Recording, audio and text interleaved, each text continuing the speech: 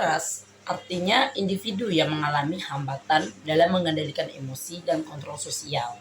Waras juga memiliki ciri-ciri seperti tidak mampu belajar bukan disebabkan karena faktor intelektual, sensori atau kesehatan, tidak mampu melakukan hubungan baik dengan teman-teman dan guru-guru, bertingkah laku atau berperasaan tidak pada tempatnya. Secara umum mereka selalu dalam keadaan tidak gembira. Yang berikutnya adalah macam-macam gejala hambatan emosi, yaitu gentar, yaitu suatu reaksi terhadap suatu ancaman yang tidak disadari. Misalnya ketakutan yang kurang jelas objeknya. Yang kedua adalah takutnya reaksi kurang senang terhadap macam benda, makhluk keadaan atau waktu. Umumnya anak merasa takut terhadap hantu, monyet, tengkorak, dan sebagainya.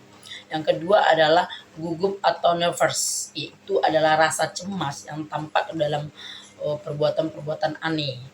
Yang keempat adalah sikap iri hati yang selalu merasa kurang senang apabila orang lain memperoleh keuntungan dan kebahagiaan.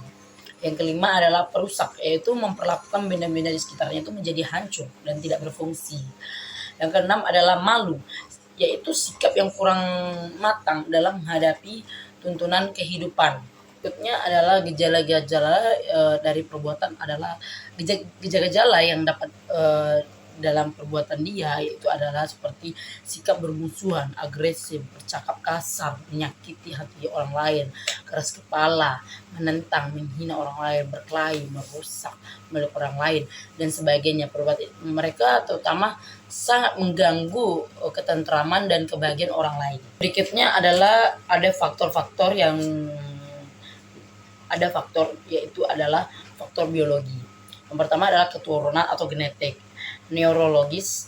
Yang ketiga adalah faktor biokimia atau kombinasi dari faktor-faktor tersebut.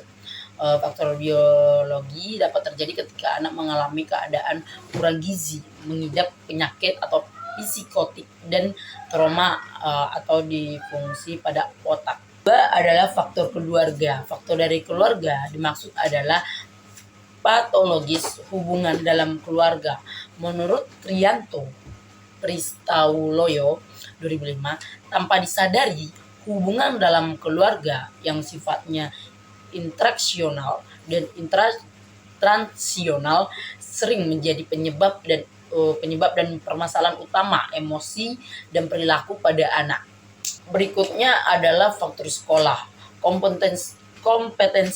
Kompetensi sosial anak-anak saling berinteraksi dengan perilaku dari guru dan teman sekelas sangat memberikan kontribusi terhadap permasalahan emosi dan perilaku. Ketika seseorang anak mendapatkan respon negatif dari guru, teman sekelasnya mengalami kesulitan dan kurang keterampilan di sekolah, tanpa disadari anak terjerat dalam interaksi negatif.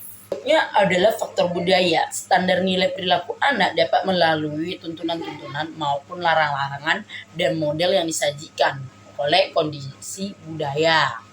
Baiklah, itu sedikit dari pembahasan pertemuan 9, yaitu penjelasan adaptif. Saya ucapkan terima kasih.